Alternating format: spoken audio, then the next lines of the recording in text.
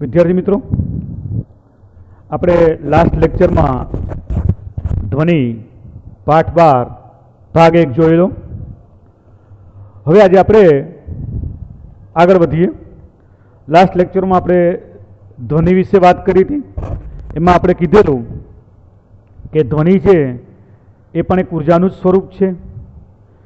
એ સંઘનન અને વિઘનન માધ્યમ દ્વારા આગળ વધે છે. કંપન દ્વારા એક કણ બીજા કણને ગતિ આપે છે, ઉર્જા આપે, બીજું ત્રીજાને, આ રીતે છે કે આપણા કાન સુધી પહોંચે છે. હવે આજે આપણે ધ્વનિના પ્રસરણ માટે માધ્યમની જરૂર પડે છે. તો જુઓ, આકૃતિ સિમ્પલ આકૃતિ છે. એક કાચની બેલ જાર છે, એટલે ટૂંકમાં બરણી કાચની, વન ટાઈપ ઓફ, કે જેમાંથી આપણે આર પાર જોઈ શકીએ. આ વિદ્યુત ઘંટડી છે, એટલે કે વિદ્યુત ઘંટડી છે. બહાર વિદ્યુત પ્રવાહ છે. સ્વિચ ચાલુ કરીએ તો ઘંટડી ચાલુ થાય, સ્વિચ બંધ કરી દઈએ તો ઘંટડી બંધ થાય. નીચે વેક્યુમ પંપ છે. વેક્યુમ પંપથી આપણે અંદરથી હવા શોષી પણ લઈએ અને હવા અંદર દાખલ પણ કરી દઈએ. તો જો હવે આપણે સમજીએ. તો જો પહેલો પોઈન્ટ આપણે ધ્યાનથી સમજો, સિમ્પલ છે એકદમ. કાચની બેલ જાર માં આકૃતિમાં દર્શાવ્યા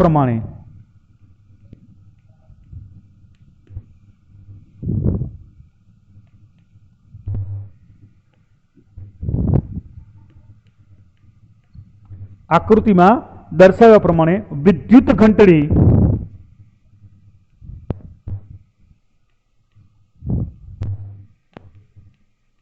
તથા અન્ય સાધનો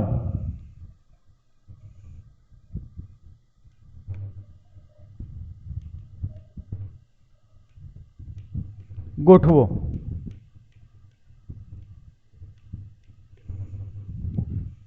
શું આપણે કાચની એક બેલજાર લીધી, મેં આકૃતિમાં દર્શાવ્યા પ્રમાણે વિદ્યુત ઘંટડી ગોઠવી અને બીજા સાધનો પણ ગોઠવી દીધા.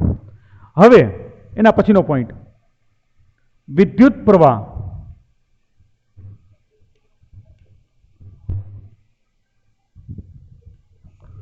ચાલુ કરતા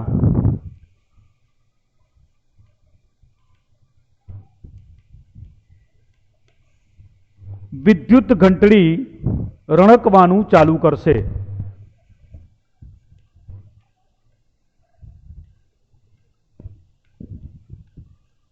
રણકવાનું કે વાગવાનું ચાલુ, જે સ્પષ્ટ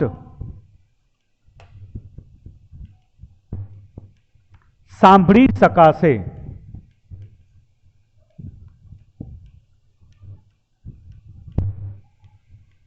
એટલે કે વિદ્યુત પ્રવાહ ચાલુ કર્યો સ્વિચ ચાલુ કરીને, એટલે વિદ્યુત ઘંટડી વાગવાની ચાલુ થઈ, તો એ આપણે બહારથી સ્પષ્ટપણે આપણે સાંભળી શકીશું. હવે વેક્યુમ પંપ વડે, નીચે આપણે વેક્યુમ પંપ છે, પંપ વડે ધીરે ધીરે બેલજારમાં રહેલ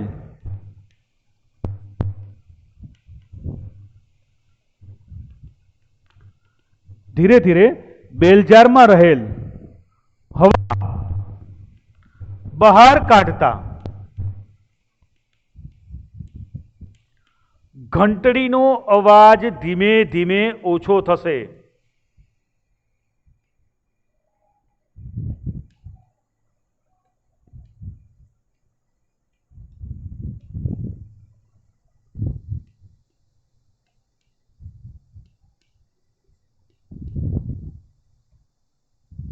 થાય છે. હવે એક સમય એવો આવે છે કે અંદરથી બધી જ હવા નીકળી જાય, એટલે કે શૂન્યાવકાશ થઈ જાય, એટલે ઘંટડીનો અવાજ ઘંટડી ચાલુ હોવા છતાં સંભળાતો નથી. બેલજારમાંથી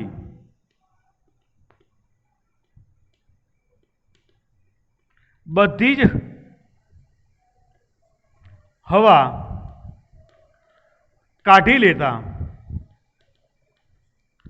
ઘંટડી ચાલુ હોવા છતાં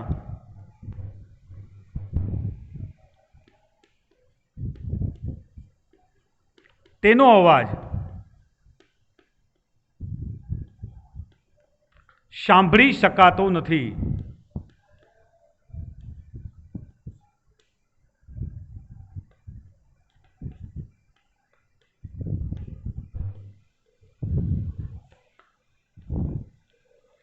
હવે જુઓ, તમે ફરી પાછો વેક્યુમ પંપ દ્વારા હવા અંદર દાખલ કરશો ને તો ફરી પાછો તમે ઘંટડીનો અવાજ સાંભળી શકશો. ટૂંકમાં બેલજારમાંથી હવા કાઢી લેવામાં આવે તો તેનો અવાજ સાંભળી શકાતો નથી. આથી આપણે તારણ ધ્વનિ ના પ્રસરણ માટે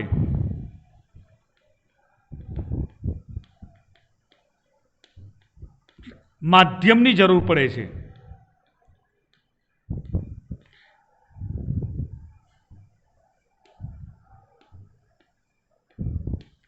પછી આ માધ્યમ ઘન હોય, પ્રવાહી હોય કે વાયુ હોય, ધ્વનિના પ્રસરણ માટે માધ્યમની જરૂર પડે છે. શૂન્ય અવકાશમાં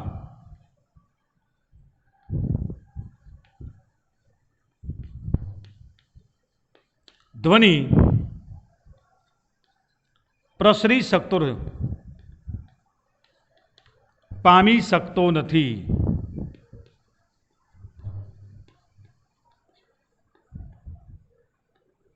એટલે કે ધ્વનિના પ્રસરણ માટે માધ્યમની જરૂર પડે છે. શૂન્ય અવકાશમાં ધ્વનિ પ્રસરણ પામી શકતો નથી. એટલે યાદ રાખો, ધ્વનિના પ્રસરણ માટે માધ્યમની જરૂર પડે છે. માટે માધ્યમની જરૂર, માટે તેને યાંત્રિક તરંગ કહે છે.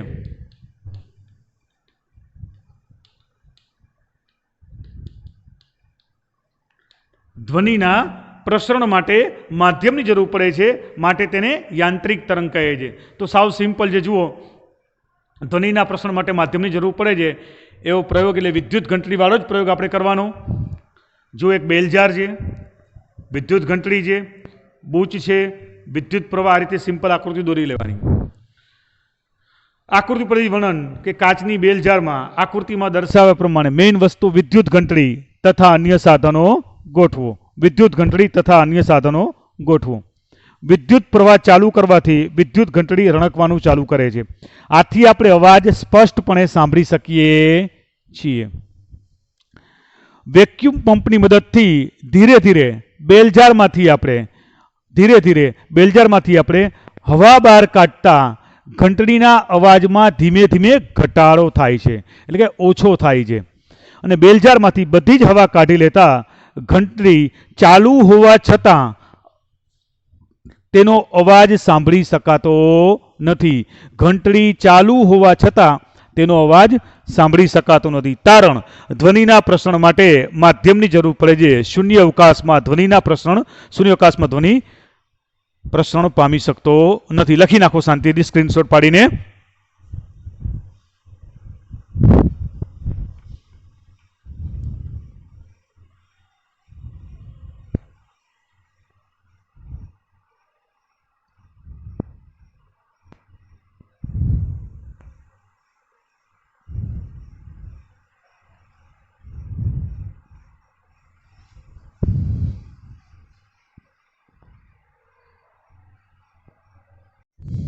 બાળકો, હવે આવે છે સંગત તરંગો અને લંબગત તરંગો. પેલા સંગત તરંગો જુઓ. કોઈ એક દ્રઢ આધાર પર એક સ્પ્રિંગ છે અને સ્પ્રિંગને આપણે મૂવમેન્ટ કરીએ છીએ. સ્પ્રિંગને આપણે ખેંચીને મૂકીએ છીએ અથવા ધક્કો મારીએ છીએ.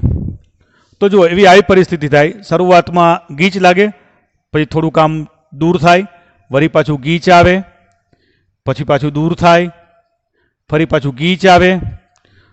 C R C R C.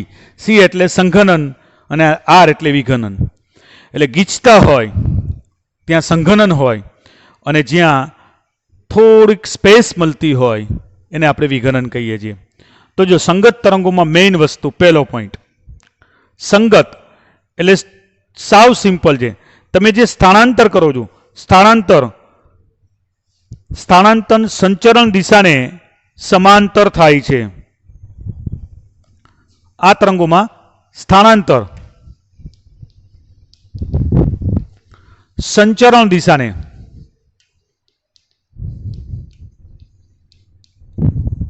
સમાંતર થાય છે.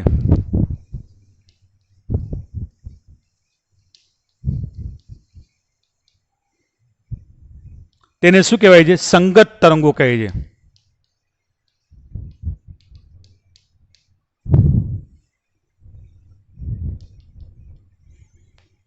સંચરણ દિશાને સમાંતર એટલે કે અહીંયાથી તમે તરંગો શરૂ કરો છો અને આ બાજુ મોકલો છો તો એ બાજુ જ ગતિ કરશે, વિરુદ્ધ બાજુમાં ગતિ કરશે નહીં. સામ સામે માની લ્યો કે તમે એક નાનપણમાં ઓલી ટેલિફોન જેવી રમત રમ્યા હોય, બે ઓલા આપણે આઈસ્ક્રીમના વાટકા કરી અને દોરી ભરાઈ અને હેલો હેલો બોલો તો ઓલી સંભળાતો હોય તો એ જ દિશામાં જશે. તો સંચરણ દિશાને સમાંતર જે તરંગો હોય એવા તરંગોને શું કહેવાય છે? સંગત તરંગો કહે છે. દાખલા તરીકે સ્પ્રિંગના તરંગો,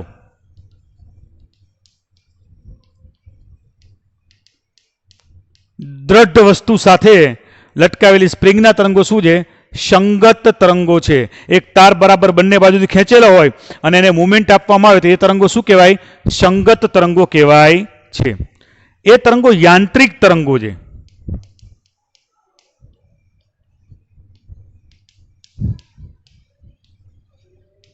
ચલો, સંગત તરંગો ખબર પડી ગઈ? એની પ્રોબ્લેમ બોલો. સ્થાનાંતરણ સંચરણની દિશાને સમાંતર થાય એવા તરંગોને શું કહેવાય છે?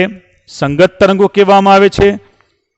ટૂંકમાં આવા તરંગો પ્રસરણની દિશાને સમાંતર હોય છે. સ્પ્રિંગના તરંગો સંગત તરંગોનું ઉદાહરણ છે અને આ તરંગો યાંત્રિક તરંગો છે. હવે આવે છે લંબગત તરંગો.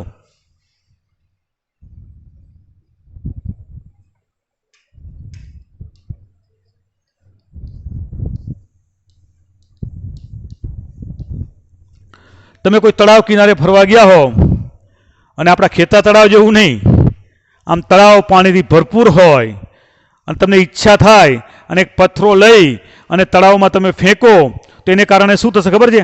ટપાક કરતો અવાજ આવશે. પેલા નાનું કુંડાળું, પછી મોટું કુંડાળું, પછી મોટું કુંડાળું, પછી મોટું કુંડાળું. દાખલા તરીકે તમે પથ્થરો નાખો છો તો પેલા નાનું કુંડાળું થાય છે, પછી મોટું કુંડાળું થાય છે, પછી એનાથી મોટું કુંડાળું થાય છે. તો આવા તરંગોને લંબગત તરંગો કહેવાય છે. ઉપર નીચે જે તરંગો ઉત્પન્ન થાય, ઉપર નીચે ગતિ કરતા હોય એવા તરંગોને ઉપર નીચે ગતિ કરતા તરંગોને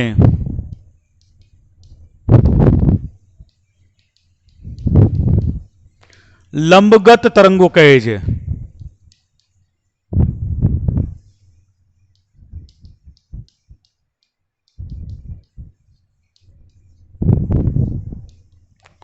ઉપર નીચે ગતિ કરતા તરંગોને શું કહેવાય છે? લંબગત તરંગો કહેવાય છે. આવા તરંગો તરંગ પ્રસરણની દિશા કેવી છે? લંબ રૂપે હોય છે. એની દિશા એટલે તરંગ પ્રસરણ ની દિશા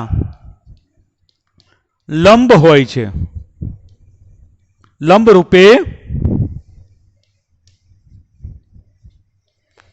રૂપે આપણે આમ ઉપર નીચે થાય ને એ રીતે લંબ રૂપે હોય છે.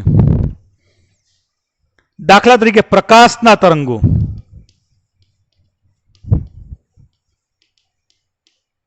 એ લંબગત તરંગોનું ઉદાહરણ છે. અને આવા તરંગો બિન યાંત્રિક તરંગો છે.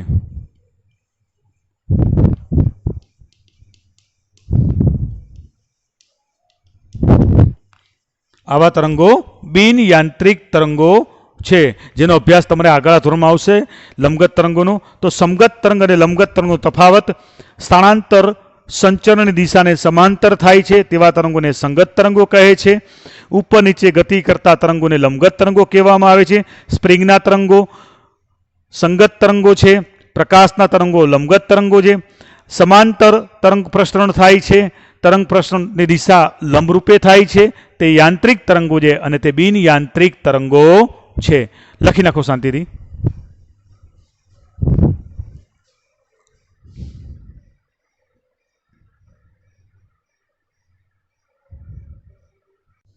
હવે જુઓ, ધ્વનિના તરંગોના ગુણધર્મો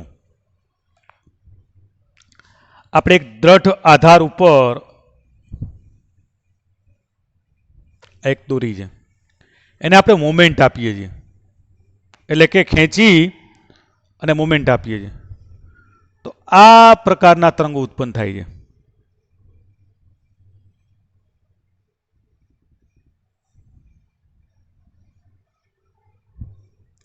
બરાબર છે. આ પ્રકારના જે તરંગો ઉત્પન્ન થાય છે. તો જુઓ, આ ખાડો દેખાય છે, આ ટેકરો, આ ખાડો, ટેકરો અને ખાડો. તો જે ટેકરો દેખાય છે, ગિરી એટલે પર્વત, એનું બીજું નામ છે શૃંગ, એને શૃંગ કહેવાય છે. અને જે આ ખાડો દેખાય છે એને ગર્ત, ગર્ત એટલે ખાડો. તો ધ્વનિના તરંગો શૃંગ અને ગર્ત માધ્યમ દ્વારા આગળ વધે છે. હવે જો બે ટેકરા વચ્ચેનો મહત્તમ ભાગ આ રહ્યો, એને સંઘનન કહેવાય. અને બે ખાડા વચ્ચેનો મહત્તમ ભાગ, એને વિઘનન કહેવાય. બે ટેકરા વચ્ચેનો મહત્તમ ભાગ એટલે એને શું કહેવાય છે? સંઘનન. અને બે ખાડા વચ્ચેના મહત્તમ ભાગને શું કહેવાય છે? વિઘનન કહેવામાં આવે છે. હવે ધ્વનિના તરંગો, એક તો પેલા માધ્યમની જરૂર પડે,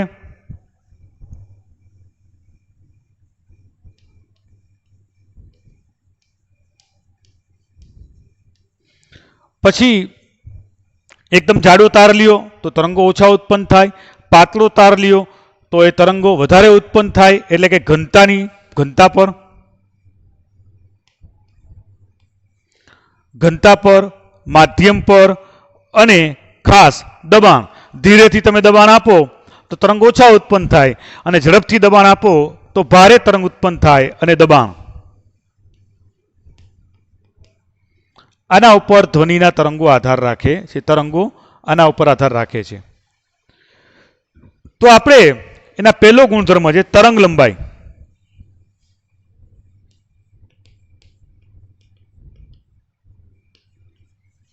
આપણે ધ્વનિના તરંગો તરંગ સ્વરૂપે હોય છે. આપણે વાત કરી હતી તરંગ લંબાઈ એટલે શું? બે ક્રમિક સંઘનન કે બે ક્રમિક વિઘનન વચ્ચેના અંતરને તરંગ લંબાઈ કહે છે. બે ક્રમિક સંઘનન એટલે બે ટેકરા અથવા તો બે ખાડા, એટલે બે ક્રમિક સંઘનન કે બે ક્રમિક વિઘનન વચ્ચેના અંતરને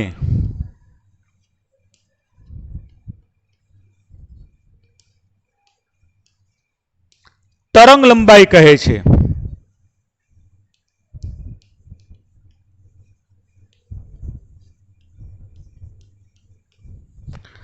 આ તરંગ લંબાઈને ઊંધો વાય, આ તરંગ લંબાઈને કેવા? ઊંધો વાય.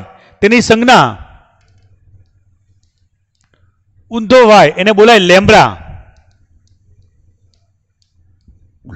લાંબડા નહીં, લેમ્બડા. લેમ્બડા વડે દર્શાવાય છે.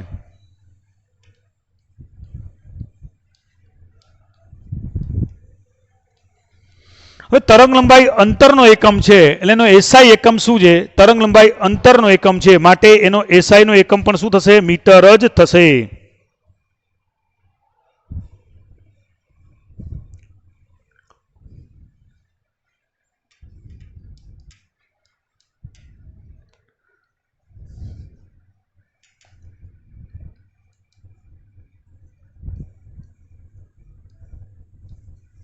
તો જુઓ, બે ક્રમિક સંઘનન કે બે ક્રમિક વિઘનન વચ્ચેના અંતરને તરંગ લંબાઈ કહે છે.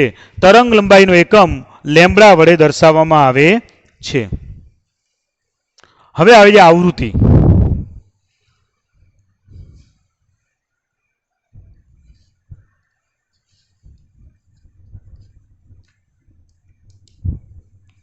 નથી કહેતા આપણે કે આ પાંચમી આવૃત્તિ છે, એટલે એક ને એક પુસ્તક 5 વાર પ્રકાશિતું છે, કે 10 વર્ષની અંદર આ પુસ્તક 5 વાર પ્રકાશિતું છે. એનો મતલબ કે દર 2 વર્ષે ફરી પાછું પુસ્તક પ્રિન્ટ થાય છે. તો જુઓ,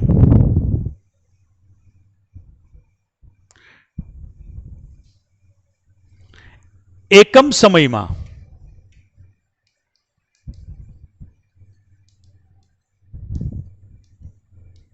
દોલનોની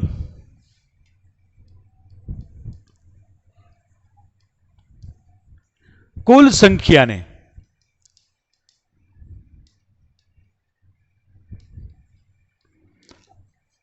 આવૃત્તિ કહે છે.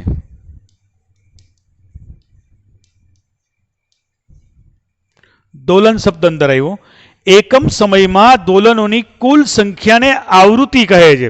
તો જો બાળકો, આપણે સ્પ્રિંગ છે અને બંને બાજુથી બરાબર લટકાવેલી હોય, અથવા તો કોઈ એક તાર છે અને બંને બાજુ બાંધેલો હોય અને તમે આમ ખેંચી અને તમે મૂકી દો તો આમ ઉપર નીચે ઉપર નીચે ઉપર નીચે સતત થયા કરે. તો ઉપર નીચે થયા કરે, અપ થાય ડાઉન થાય, અપ થાય ડાઉન, અપ થઈ અને પાછું ડાઉન થઈ અને ફરી પાછું અપ થાય, તો એને એક દોલન કહેવાય. દોલન એટલે એક ચક્કર, એક ક્રમ, એક અહીંયાથી હું સામે જઉં અને સામેથી પાછું હું અહીંયા આવું, અથવા અહીંયાથી સ્કૂલેથી હું ઘરે જઉં અને ઘરેથી પાછું સ્કૂલે આવું, એટલે એક રાઉન્ડ, એક ચક્કર, એક દોલન પૂરું કેવું કહેવાય. તો એકમ સમયમાં એટલે ચોક્કસ સમયની અંદર કેટલા દોલનો થાય છે એને શું કહેવાય? જેની આવૃત્તિ કહેવામાં આવે છે.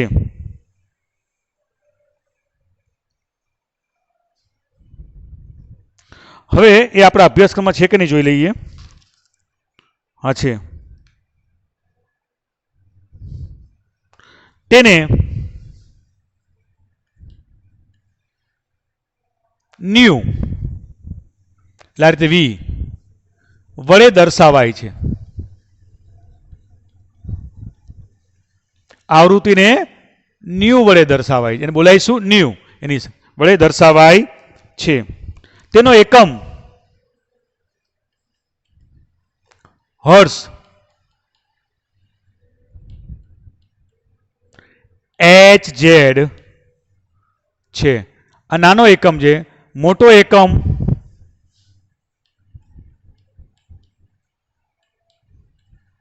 કિલો HZ છે. ઝેડ નાનો બતાવવાનો. હેનરી હર્ટ્ઝ નામના વૈજ્ઞાનિકે આવૃત્તિની વ્યાખ્યા અને આવૃત્તિ શોધી હતી.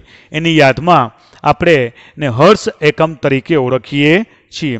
દોલન એટલે શું? આ ખાડાથી ખાડા સુધી અથવા ટેકરાથી ટેકરા સુધી જે એક ચક્કર પૂરું થાય એને શું કહેવાય છે? દોલન કહે છે. આવૃત્તિ એટલે શું? એકમ સમયમાં દોલનોની કુલ સંખ્યાને આવૃત્તિ કહે છે. તેને ન્યુ વડે દર્શાવવામાં આવે છે. તેનો એકમ હર્ટ્ઝ છે. તેનો મોટો એકમ કિલો હર્ટ્ઝ છે.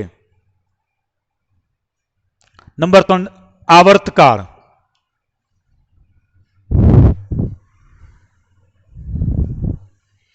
નંબર 3, આવર્તકાળ.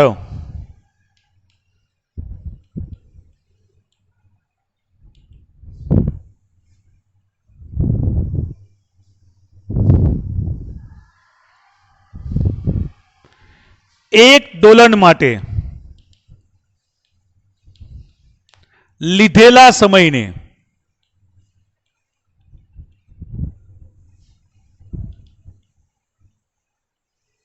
આવર્તકાળ કહે છે.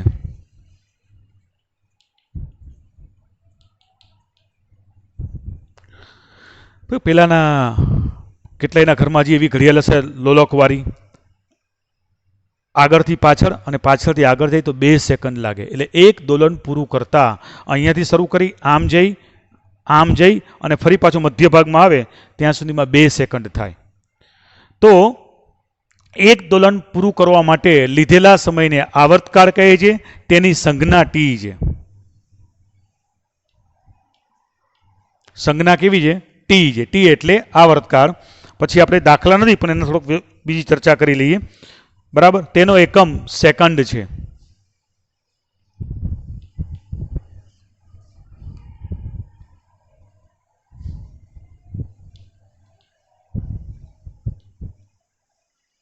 હવે ખાસ વી બરાબર, વી એટલે આવૃત્તિ, આવૃત્તિ બરાબર 1/t, આવૃત્તિ બરાબર 1/t. એટલે આવૃત્તિ વધે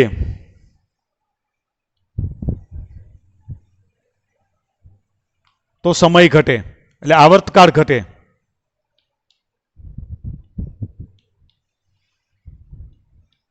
અને આવૃત્તિ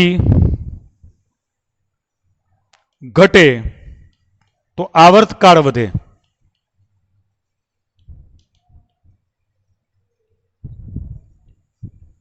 એટલે ખૂબ જ ઝડપથી મુવમેન્ટ થતી હોય તો આવૃત્તિ વધારે હોય તો સમય ઓછો લાગે, અને આમ ધીરે ધીરે મુવમેન્ટ થતી હોય તો આવૃત્તિ ઓછી હોય તો સમય વધારે લાગે. આજના લેક્ચરમાં આપણે આટલું જ રાખીએ છીએ. પછી આપણે આગળના ગુણધર્મની ચર્ચા કરીશું. Okay, by.